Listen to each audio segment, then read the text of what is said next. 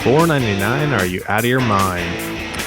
It is January 31st, 2017. The countdown to 500 inches one closer. Patty Marleau nets $499. Then he netted $499 again.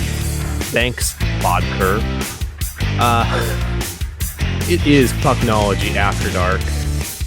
We are going to definitely bang on the Bodker drum tonight. But first, I would like to let you know that we are sponsored, as always, by Audible.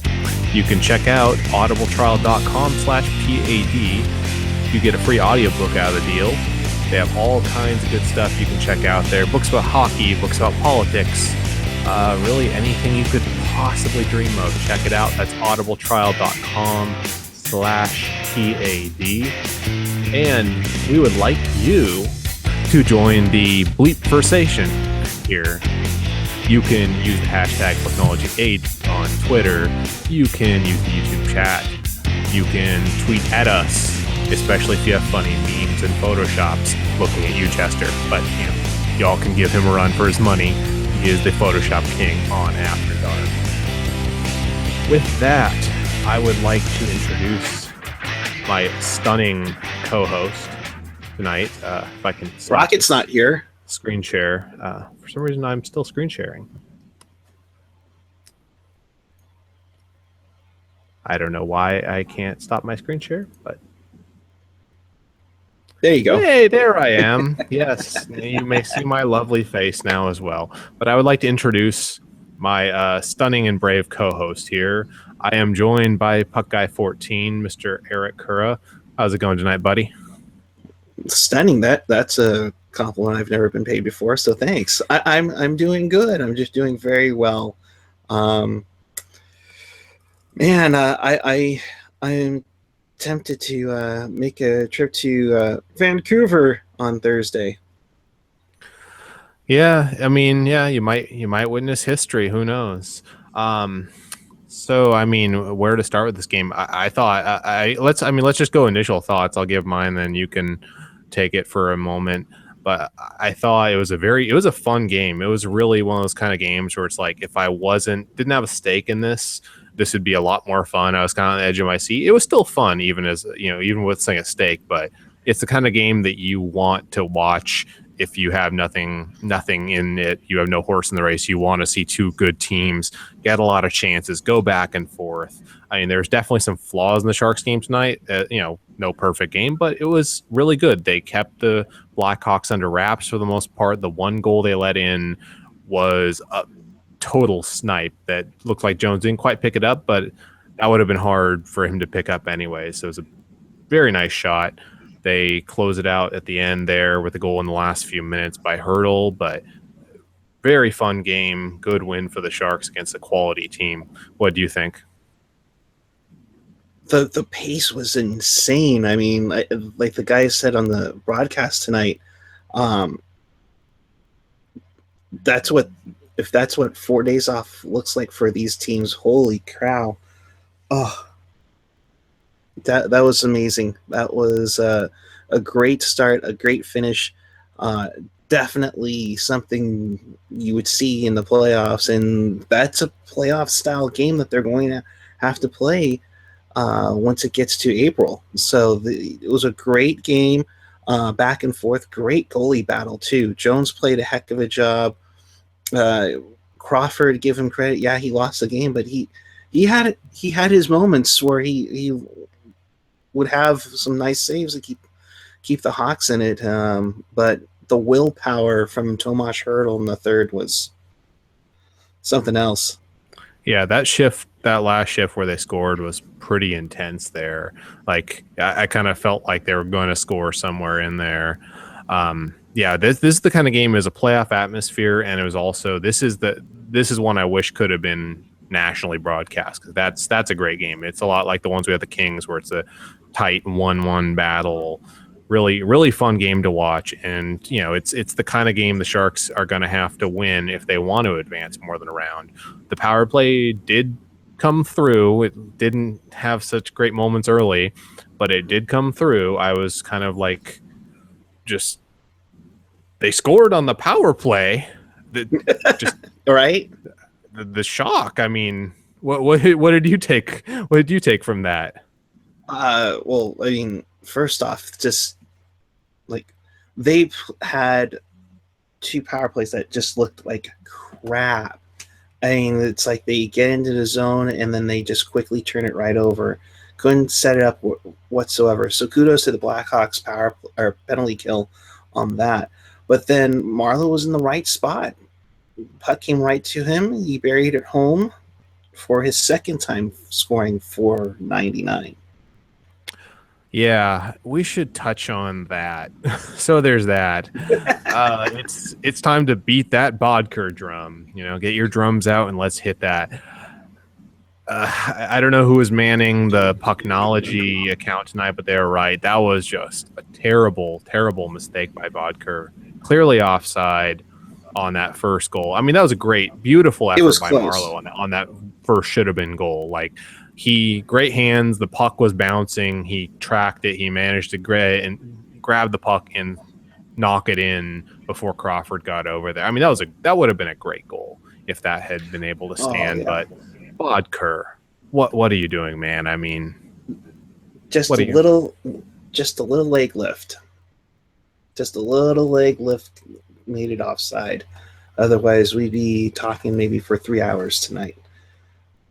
The chat, they're saying Bodker Pinata. Yeah, I mean, like, I thought as a whole, and to be perfectly fair here, I thought Bodker played really well tonight for the most part. I think he did a lot of good things. Yeah, he used his speed. He set up chances.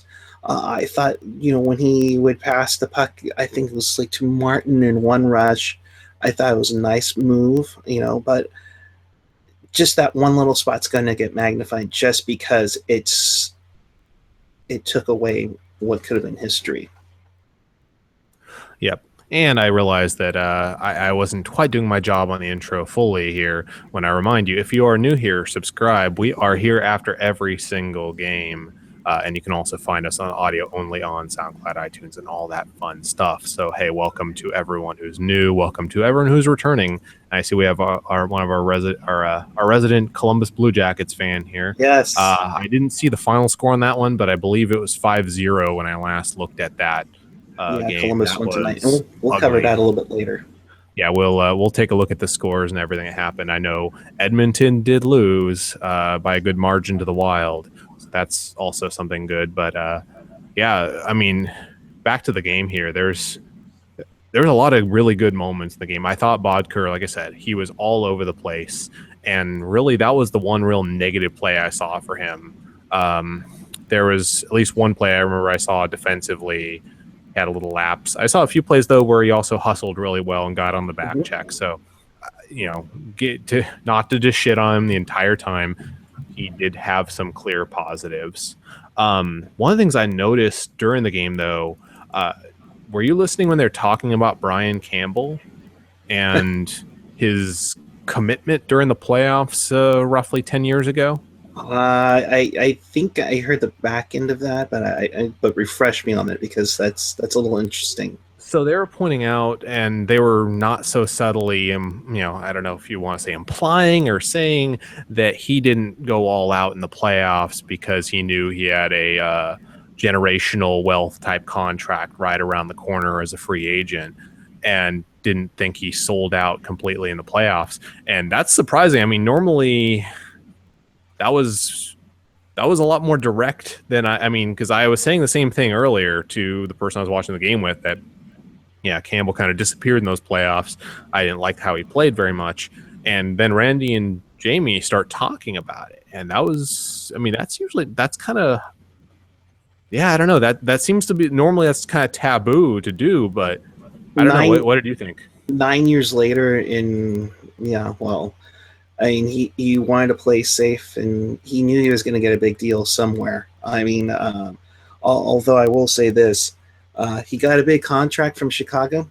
That's great. He won a Stanley Cup. That's great. But where was he in the dying seconds when the Sharks got eliminated by the Stars?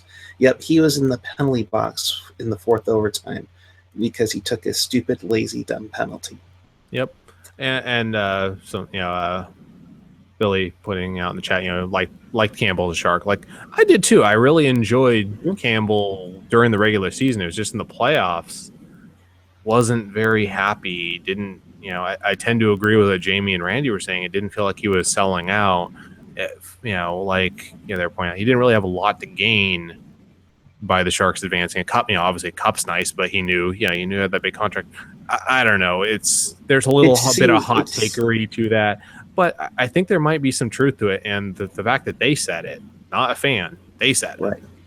That has a little bit of validity to it.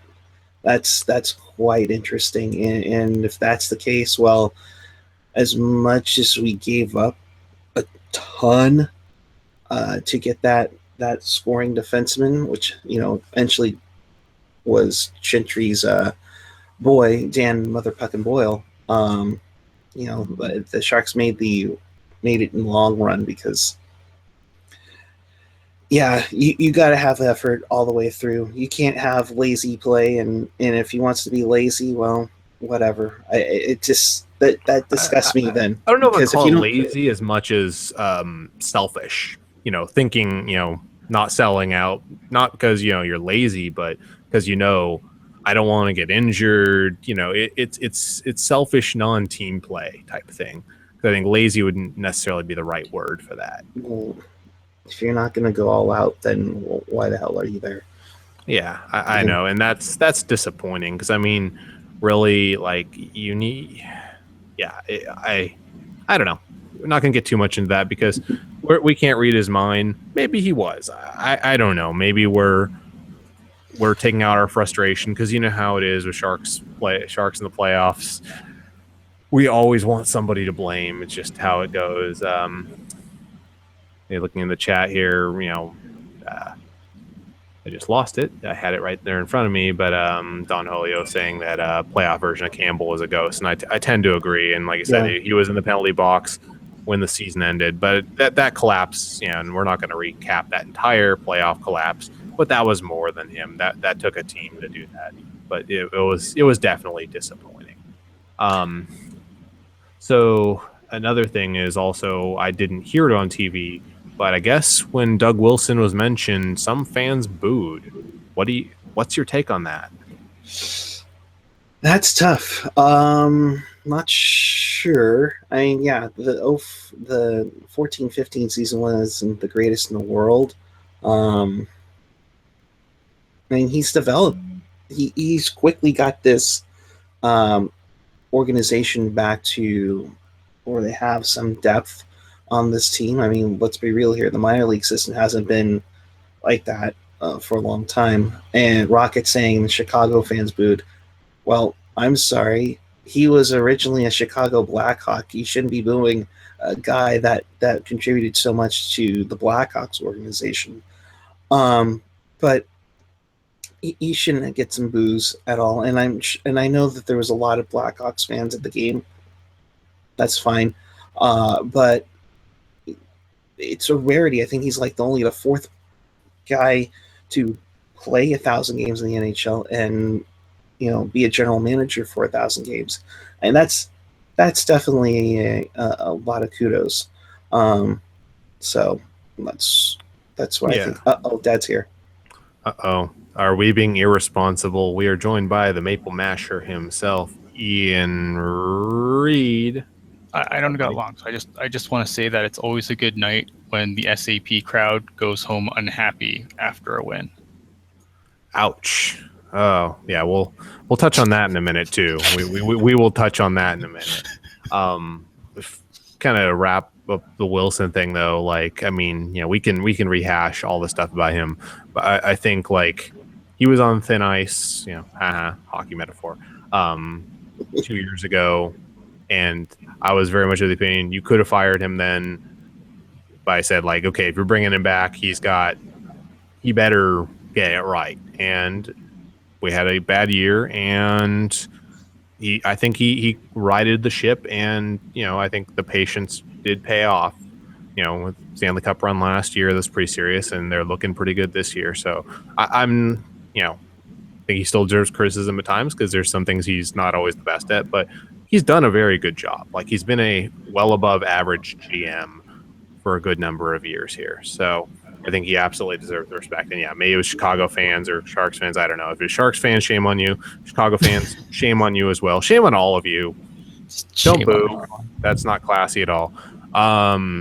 So yeah, I mean, some people are saying this is like United Center West or something tonight.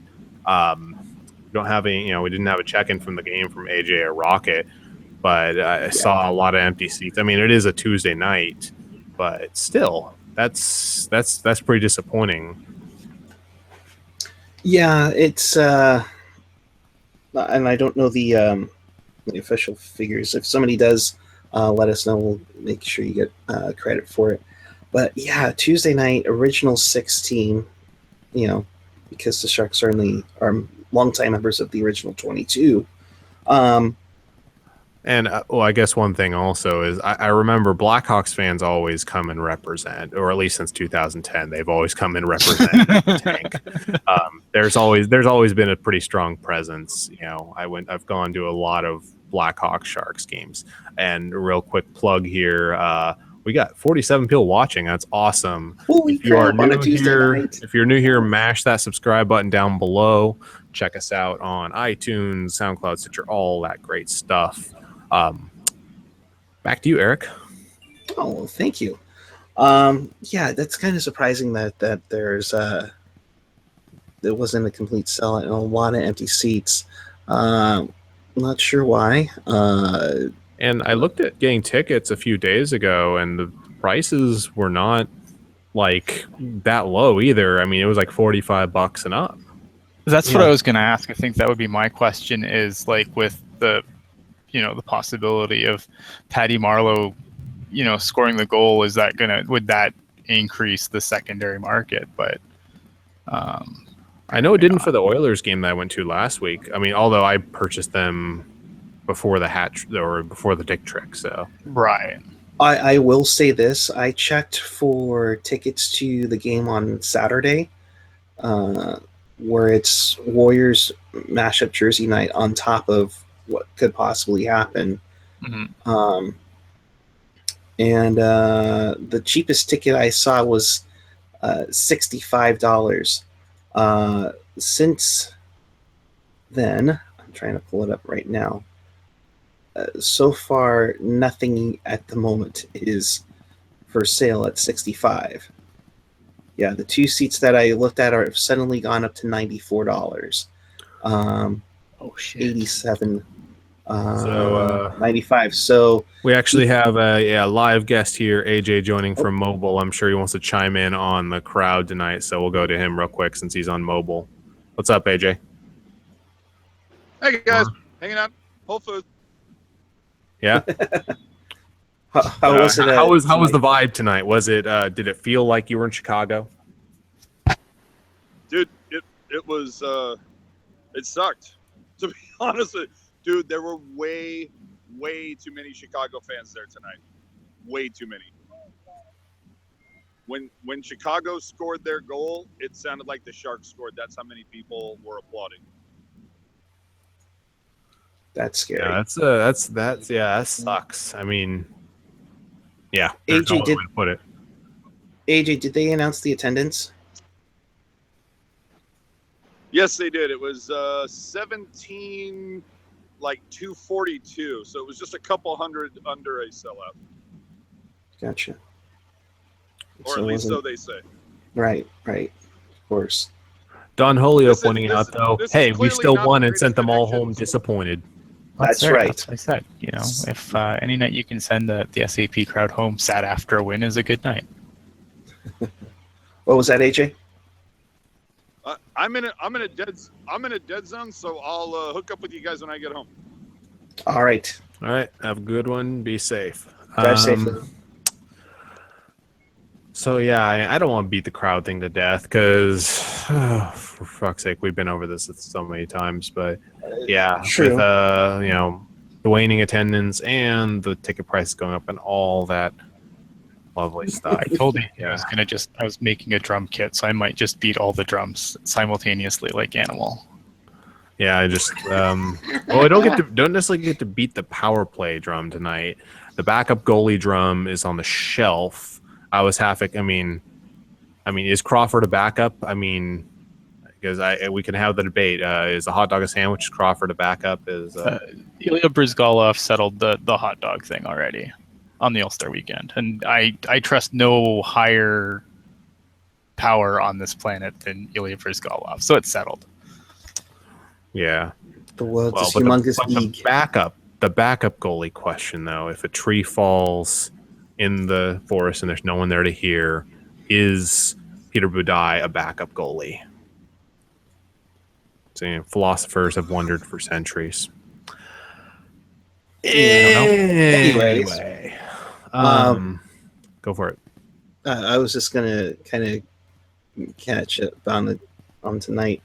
Hertl, man, that last shift with only 3 minutes to go in the game, man, he was all over it. He was taking care of business against Duncan Keith, and again, right place, right time. Glad that I want to say kid, but he's almost 22. That's a kid. Well, compared into when he came into the league at 19. But man, he had a great shift on that play and ended up getting the game-winning goal. I was just impressed by what Hertl did there in the last few minutes. Yeah, definitely. I like the effort, really top to bottom. All 4 lines really, I felt, were clicking pretty well. The fourth line had energy. Really all the lines. Marlowe's line was buzzing all night. Thornton's line probably looked the most dangerous I've seen them in a while. I'm hoping the second half of the season, maybe Thornton can pick up the pace a little bit from where he's been. Speaking of Thornton, did y'all let's talk about arbitrary list, shall we? Did y'all catch the NHL top 100 that broke a few days ago there? Yes. Yep. So apparently Jonathan Taves is on there, which I'm not sure about. Duncan Keith and Patrick Sharp. So we had 3 players on that list in the game tonight, and none of them were named number 19. Well, unfortunately, I hate to say it, and it's one of those things where it's the simple, how many Stanley Cups do you have? And how many outdoor games have you played in? Oh, Vince G in the chat real quick. Hashtag not my top 100. Yes. That's good. Yes. Fake list. Yeah, no. I would think if you were to stretch it out to 101, Jumbo's got to be there. But like Don Julio says, until Thornton wins a cup, he's not going to be on that list. And personally, if he doesn't win a cup, I wonder. He should be a shoo-in for the Hall of Fame, but I wonder if some writers won't let him in on the first. No, I think he'd be fine. Look at anything that I've heard since the list was released. The fact that Joe Thornton was on the list was a pretty unanimous. People were like, "What? Why is Joe Thornton not on this list?" Yeah, it wasn't just Sharks fans in my Twitter. Yeah, no. Thing. What the hell? I listened to a lot of different big names, TSN and ESPN, and all the different things were saying, "Okay, why is Thornton not on there?" So, to me, that was the most I didn't really feel like chiming in much. One, because it's a stupid arbitrary list, but two, the guys who cover this for a living were pretty unanimously saying it. So you know what? I don't need your damn list. Hashtag not my top 100. But yeah, you can fuck off with your dumb list. It's so arbitrary, right? It was cool to see all those guys out there on the ice for the All-Star game and whatnot, and having all those guys there. That's always, anytime you can pull out the graybeards, it's always nice to pull them out there. But at the same time, it's how do you compare eras? Yeah, that's a tough one. Where you had Billy Smith and Grant Fuhr in a live puck era get in there, and I think that was one of the things that they were suggesting on the broadcast tonight, was that for mostly in a dead puck era, for Jumbo to have the career he's had is actually unreal.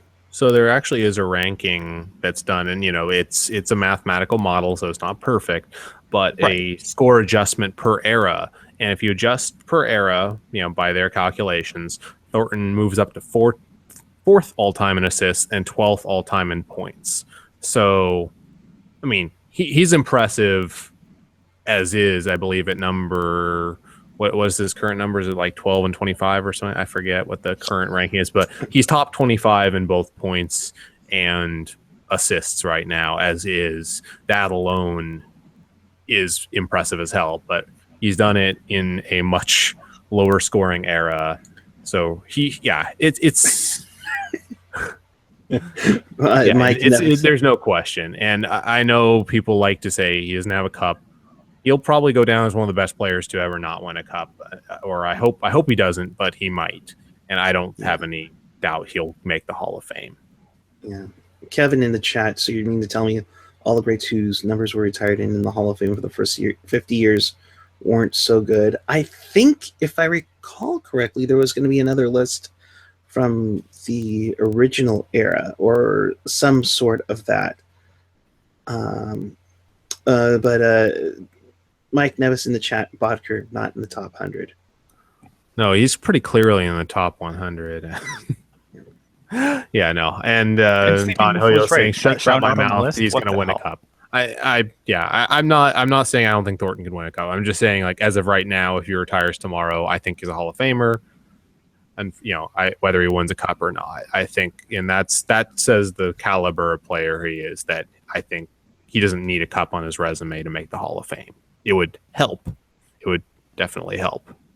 It would help somebody that's one goal away from 500, perhaps. Yes, that is looming. So speaking of that, what is the next game? Did somebody? That's right. Somebody say Vancouver. I should be in bed for that one too. Yeah, we are in Vancouver, 7:00 on Thursday. That's gonna be actually, real quick before we jump onto that, my thought when we scored the empty netter was I don't think they're gonna pull Corey Crawford. I mean, with 45 seconds, less likely anyways. But part of me is like, they're not gonna go empty net because I don't think they want to give up number 500. And would we really want number 500 to be an empty netter when you're up by 2 already, anyways? Yeah, man. He after I mean, it was clearly offside earlier, but I think after before all this instant replay, no one would have ever noticed that was offside. Okay, Grandpa.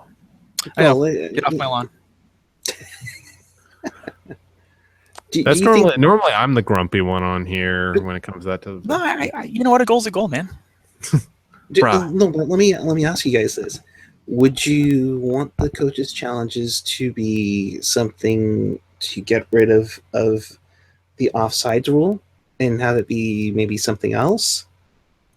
We've already beaten this drum too many times, but I mean, I'm just kind of the opinion that, like, you can only. I think you should only be able to go back like 30 seconds. But yeah, let's not get into that debate. Someone pointed out in the chat, no shame in an empty netter. I'm not saying there's any shame, but I kind of want 500 to be something more spectacular than an empty netter when you're up by 2. I mean, if that's how it comes, I'll take it. But yeah, Absolutely. Chester Chief Bodker was a better player before replay was instituted. Yeah. Oh my goodness. Okay. Anyways, somebody did say Vancouver, and that's right. Captain Phasma wants me to do the shoots. He scooters. Oh boy. So the Vancouver Canucks. I need to pull up the standings here. I think they have some false hope going on right now. TSN 1040. They're thinking they're getting delusions of grandeur there. They are currently 2 spots out of a wild, or 1 spot out of a wild card. Do you count the one between? But they are number 10 in the West with 52 points. St. Louis has the second wild card spot at 53. So hey, Vancouver getting a little false hope there. They are 4-3-3 in their last 10. So I would hope that the Sharks can march in there for the first time this season and take a win. Yeah, I mean, for Vancouver, they're hanging on.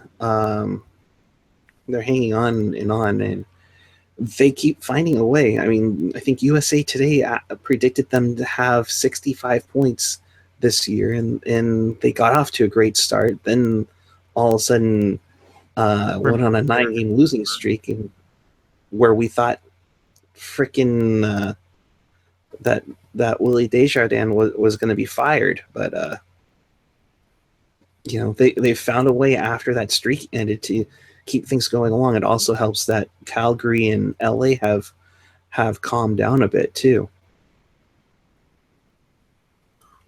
What do you think, Ian? Here's my concern if I'm a Canucks fan is that, I'm going to look at this place in the standings with the trade deadline fast approaching, and and my owner is going to think that we're a contender and is going to make me move what few assets we have to try and win now, which is only going to set this team back another, every false move like that you make sets this team back another year or so. So every I think move you make, every trade you take. Pretty much. Vancouver really, this is a team that needs to tear it down to the bolts and rebuild, because they don't have a ton in the cupboard, and so if they fool themselves into thinking they're a contender, and ownership, who I think is largely to blame for a lot of the problems in Vancouver, gets too involved, then you're just setting this team back, and it's just going to not be, it's just going to be perpetually not good. At best, it's going to be a team that, sniffs the playoffs, but is never a contender. So basically the Red Wings of the last few years. Red Wings, Calgary went through a rut where they were like that. A lot of teams go through that, unfortunately. But yeah, Red Wings are a notable pick, although they haven't really.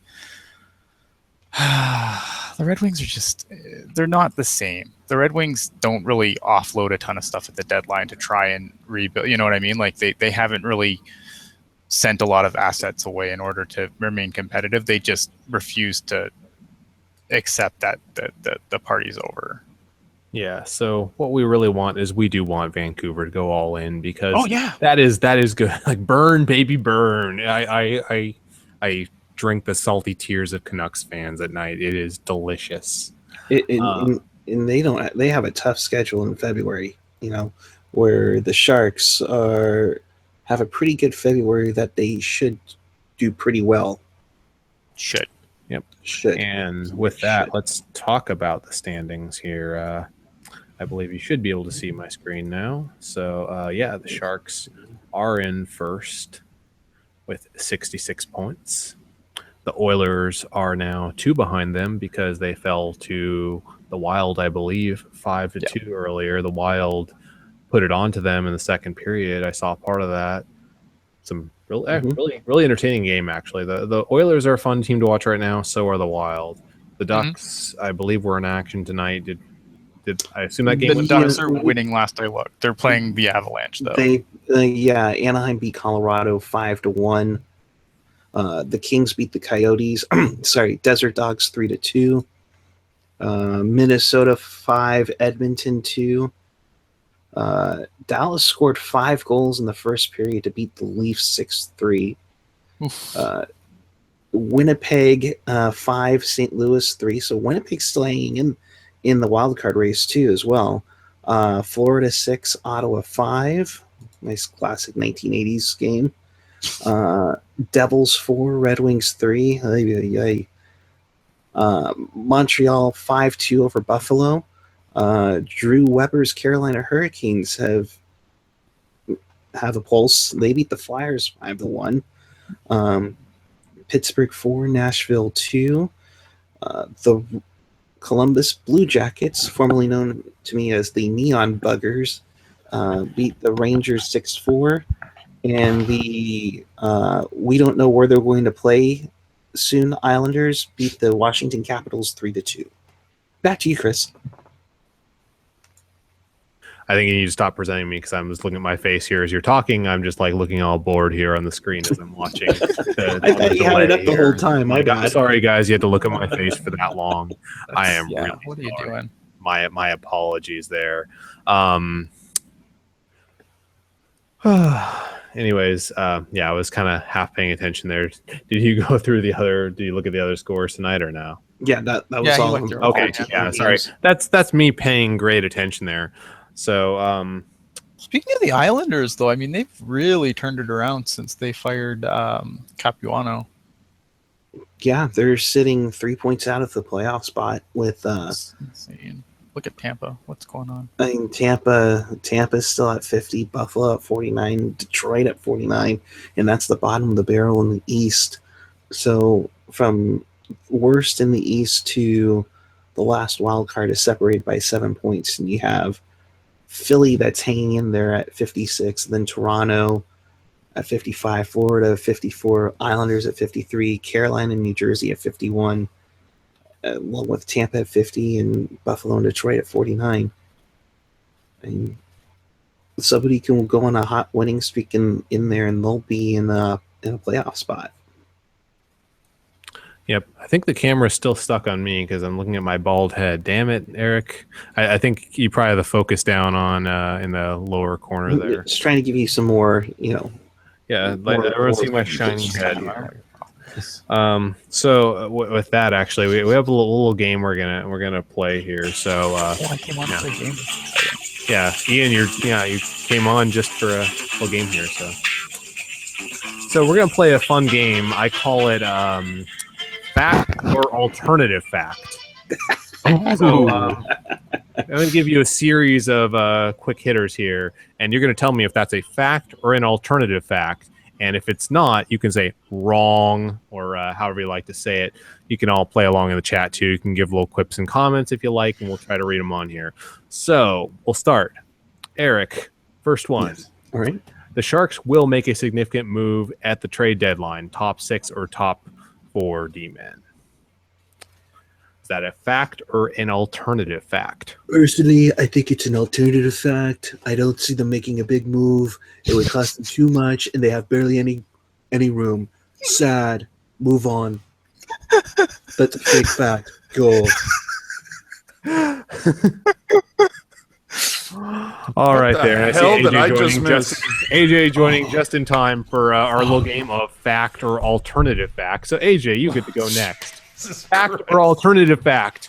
Thornton is top 100 all time. That is a fact.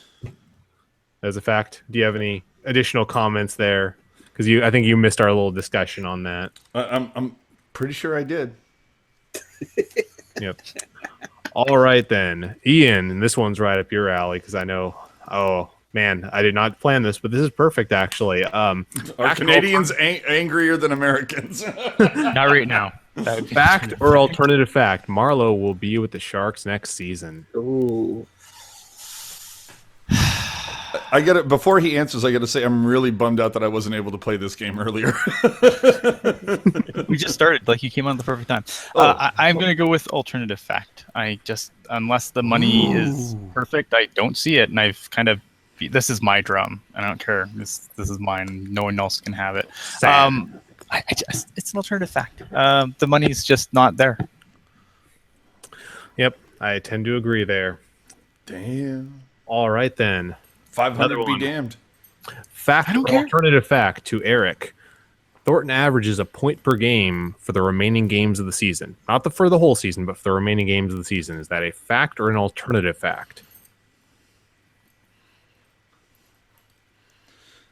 I think that there's no way he could keep it on a point per pace at all. That's just that's like fake tears. It's not gonna happen. Alternative fact. Sad. Back to you. Did we not have a meeting about this? That when he goes into impression mode, it's auto mute. Well, we've been really nice. We've been really nice to him. Okay. Wait till Thursday. Oh shit. Oh my goodness. And no one said it. No one said it. Well, they said it earlier. Well, they didn't say we, it now. We let him say it because he's been waiting all season to actually say it when we're talking about the actual team. That's true. All Anyways, right, moving on. Sorry. AJ, fact or alternative fact? The Kings missed the playoffs. Oh, that's fact. That's That's a fact. That was fact on October 12th when Quick lost his mind trying to get Pavelski's autograph.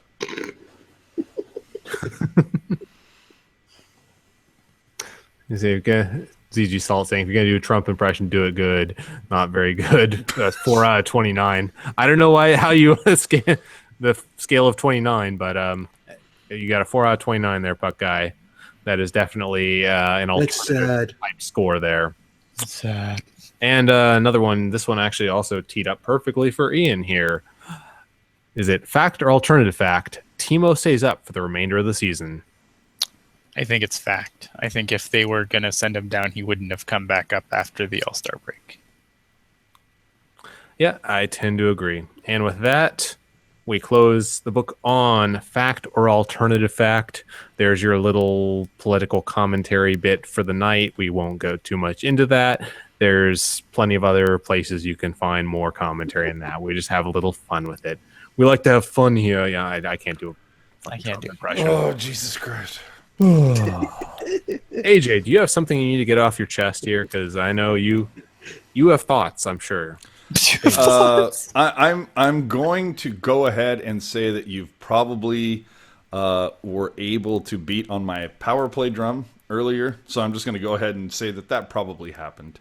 I will say, though, I was able to finally, I don't know if you follow me on Twitter, it was about a month or so ago.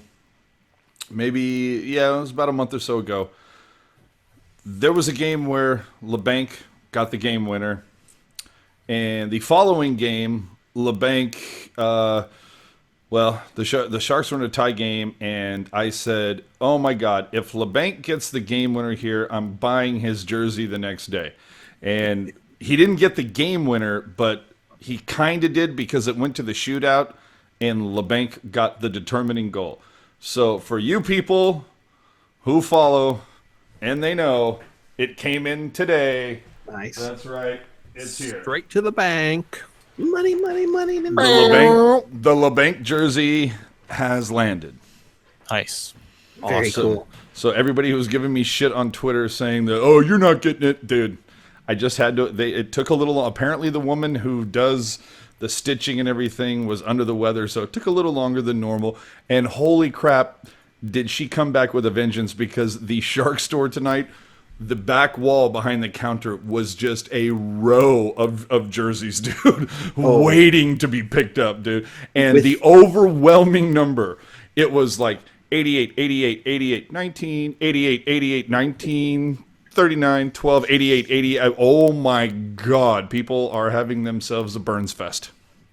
Well, he's going to be here 8 more years. 8. You know? Yeah. That's all I'm saying. It's a good pick. And yeah, Phasma saying 62 is a sexy jersey number. Not as sexy as Desjardins' original number, but hey. Hey, it's hilarious. And of course, he goes straight after that to something about 69. So it's like we're on the same wavelength there, Phasma. 62 wasn't exactly a great number a while ago. Just ask Andrei Nazarov. Ugh. Was it okay? Now, just like real quick, just a couple quick things. Rocket and I both agreeing that Braun, not one of his best games tonight. I thought he was a little hit and miss, honestly. Like, he had some really good plays, I thought, defensively. I mean, him and Vlasic were doing some heavy lifting there defensively. So, yeah, but I think that's part of it, too. It was, yeah. There was just a couple times in front of the net where I was expecting him to clear the crease a little bit more, and he wasn't. The funniest thing, of course, being is that when they went to review Marlowe's goal and McCauley's in there, literally everybody in our section was like, and after review on the play, everybody doing the dramatic goal call, like, come on, give us another one. We were all so pissed off. In the chat, Kevin Lacey was asking us, I guess it's Chum night tonight, is that right? Yes. Yeah, What? where's your chum at, AJ? I did not know it was chum night tonight. I think it Nobody- was like Yeah, the, there was the a chum offer. chum pack or whatever Yeah. it was. It might have been, and funnily enough, I actually purchased tickets tonight at the box office because FU Ticketmaster and StubHub and your retarded fees. So I bought 2 tickets for March 2nd. For who are we playing on March 2nd, Eric? Vancouver. So I picked up 2 tickets because, fuck Ticketmaster and the retarded fees. But that was the thing that I asked the girl at the box. So I'm like, is there any like code that I need to know in order to get like a free, I don't know, Moscow Mule cup or something like that? And she's like, I don't see anything in my system. And this is the thing about some of these promotions is I understand that they're waiting to see what the demand is and then they announce it. But now it's getting to the point where people are like, they're scared to pull the trigger because they don't want to buy tickets and then find out the next day that, oh, you could have spent the exact same amount of money but gotten, 2 bottles of beer and drink coasters or whatever it could have been. And I got to tell you, I was a little bit in that boat tonight. Like, I'm like, screw it, I'm doing it. But hold on, why Sleepy Mofo saying, damn you, AJ? What did I do wrong? Everything. I don't know. But yeah, the chat is a little blue tonight, guys. Keep it classy, guys. Keep it classy. Oh no, they know I'm here. That's why they're blue. Yeah, so, They're like we're gonna Sleepy F Mofo. all over the place. Sleepy Mofo saying Puck guys are kicking himself for having a Burrish sweater. Hey, that was a cheap, authentic jersey. Wait. Do you actually have one? Oh yeah, he fucking does, dude. Oh man, No, seriously, for the equipment sale, I promised myself 1 jersey a year, and And it's And gonna it be was the a worst one every time. I mean, in terms of bad picks, that's a Hall That's of up Fame there. bad. I'm trying to think of the let's worst. put it this way: the most expensive jersey next after that one, because it was like Ehrhoff. 125 bucks. Hey, Okay, this was a steal, mind you. This thing, which is the original Edge jersey, was $50, and it's game worn. And you stole it? No, I got a equipment sale. No, I the mean, how Airhoff much one was reason $50. did you have to have before you bought that Burrish jersey? Well, it was either that one or the $500 team issue James Reimer, which I wasn't going to pay $500 if it wasn't going to Well, how much did they want me to pay for that Boyle one when we went? $300. No, it was $500. It was $500. Ooh, See, I thought it was around 3 or so. But the thing being is because, and that was definitely a discount from what it would have been a year earlier, because at that point when we went to that, Boyle had been off the team for a season. Right. Did you Imagine, guys, it'd have been 800 if it was the year before. Did you guys see Chester's latest work of Masterpiece? oh, okay. No, Yeah. I haven't. mean, I'm too busy I can- getting having my dick knocked in the dirt, evidently by AO and a couple other people in the chat. Fuck, what the fuck did I do? All I did was jump on, and everybody's lighting me up in the chat. What did I do? No, it's great. trying to Oh, okay, yeah. I'll share this in this. You got it. Here, I'll Okay. I have the full screen thing here. So Chris has the con. one moment. But yeah, just keep talking while I get this up. No, I'll go into- Hey now, How about AO tell me you don't tell your AO wife that. Keep talking while I get this up. AO All the time, AJ.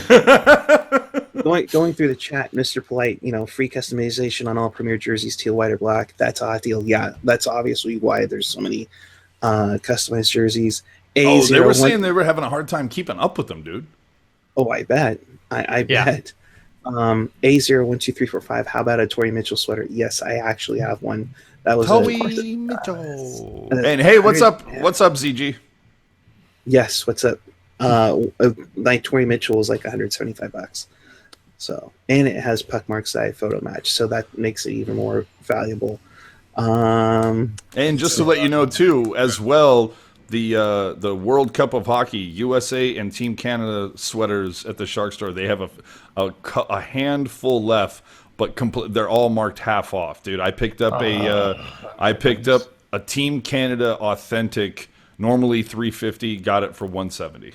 So really, we have a huge moment in Pucknology history here, as we 1.5 million people watching tonight.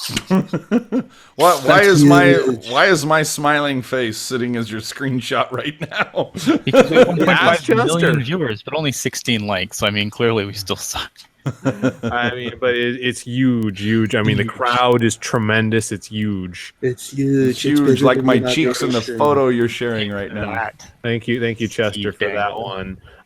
So on the subject of bad jerseys here, and Peel can chime in on the chat as well, and I'll let you guys go around the horn here. What's the worst jersey you own? I mean, Puck Guy, I don't know if you have something worse than that Burris jersey, you can chime in, but I don't know. I think you're already spoken for here. AJ? My worst jersey, and it has nothing to do with the player. It's just because a group of us got together to try like one of those Chinese knockoff places where if you order like 10 jerseys, you get free shipping. So it was like 5 of us from the football party, and everybody ordered 2 jerseys. And I ordered a 49ers jersey that actually came out really well. That you wouldn't even be able to tell the difference. But I ordered a black armor Ryan Clough jersey, and the numbers, like the 2 is supposed to go, horizontal, vertical, and instead it goes horizontal and then diagonal down. It's like right there. That's the telltale that it's a knockoff. And when you put it on, it's definitely a little heavier than a real jersey, so you can definitely feel it. But, if you're drunk and you're looking at it from a block away, it looks fantastic. In the chat, Rocket chiming in with Dylan. I mean, Rocket, we could have... Yeah, I mean, kind of took the joke away from us. A0 says fake Marlowe Olympic jersey. Phasma says Pollock. Sleepy Mofo says Campbell. Ian, I'm sure as a Canadian, Ian, I'm sure you have a lot of jerseys, and you probably have a few bad ones. What's your worst? All my jerseys honestly, all my sweaters are behind me. I have an old original white.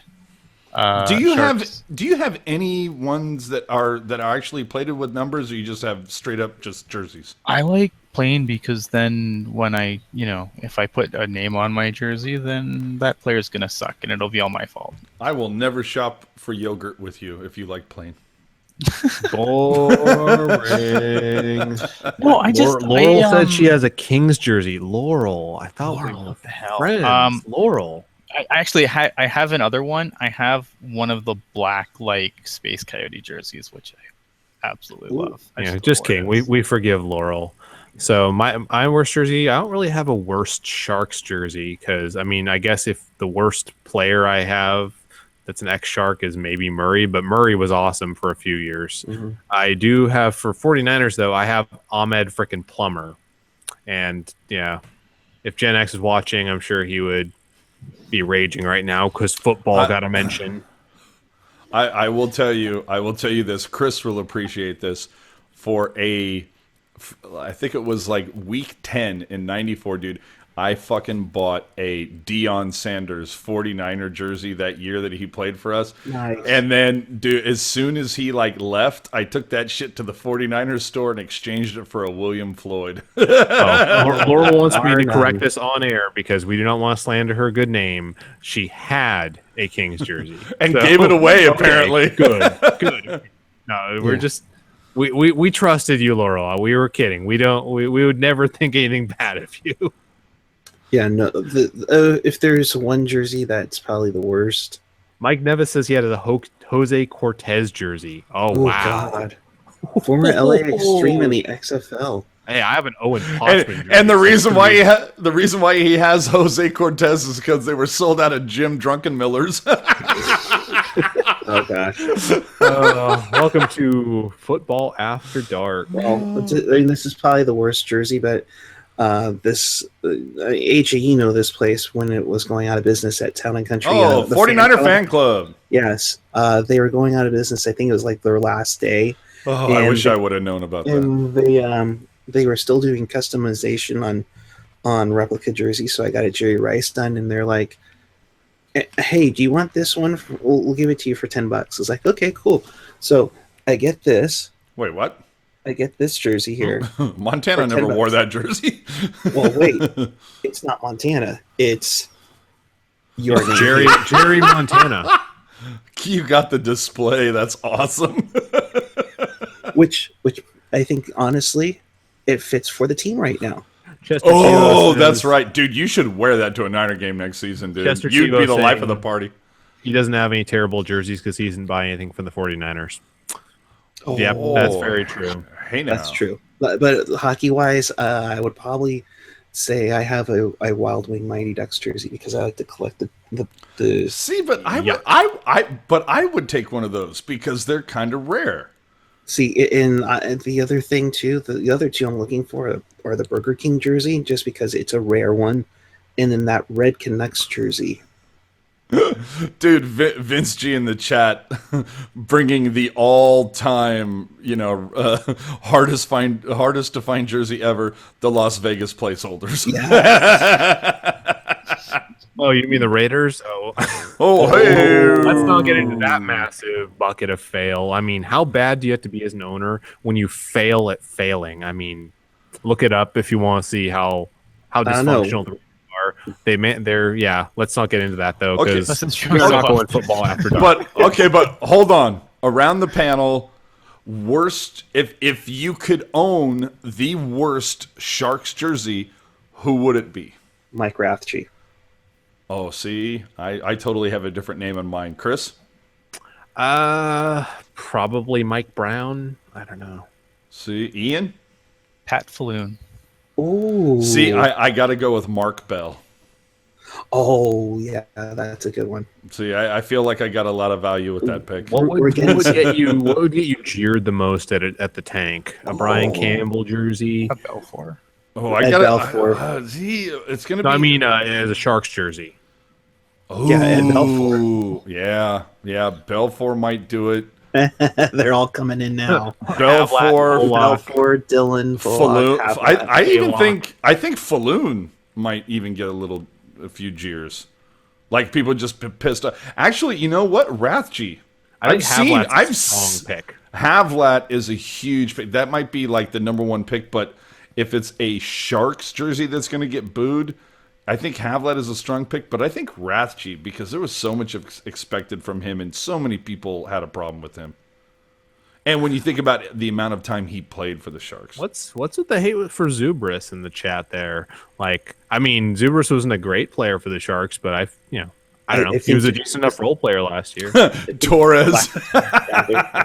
Rathje. I don't know. I don't have a problem. You know what would be really funny is if somebody bought a Sharks jersey and the number is 13 and the nameplate says suspended. Chester Chivo says he has a set of Wild jersey.